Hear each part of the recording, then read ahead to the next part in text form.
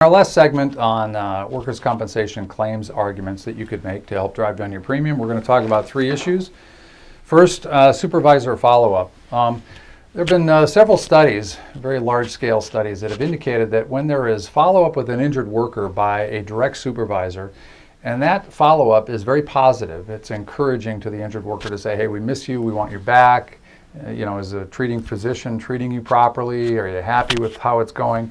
Very positive. When an injured worker receives frequent positive encouragement by the supervisor, then recovery typically happens faster and the claim values are significantly lower. In some estimates, claim values can be as much as 50% lower than if there is not supervisor follow-up. So this can be a very legitimate argument that if an employer institutes frequent, perhaps biweekly or weekly follow-up by the supervisor, again, the direct supervisor, not HR, not somebody they don't work with, but somebody they work with all the time, direct positive follow-up can have a big impact in reducing claim values. So if the employer has implemented supervisor follow-up as a procedure since a particular claim happened, an argument can be made that claim values should be lower in the future. Obviously, it's not a hard argument where you can identify specific dollars that would be reduced, but it's a very legitimate argument. Insurance companies, the next issue, insurance company challenges. Insurance companies have the right to challenge certain procedures, but there are time frames within which they must respond. And this is an area where obviously a workers' compensation claims expert who works with your broker could help you. But the idea here is that if a workers' compensation insurance company has failed to challenge a particular ruling within the proper time frame, then obviously that can increase the value of a claim.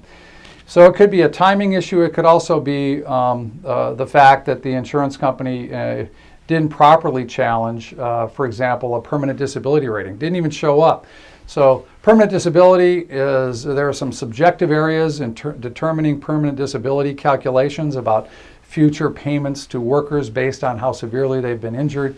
So those subjective areas are areas for argument. And if the insurance company doesn't make the argument at all, then obviously the claimant is paid whatever the demand is at the outset. So those might be areas where a workers' compensation claims expert with your broker can help you by their knowledge of the claim and their discussions with the claims adjuster at the insurance company.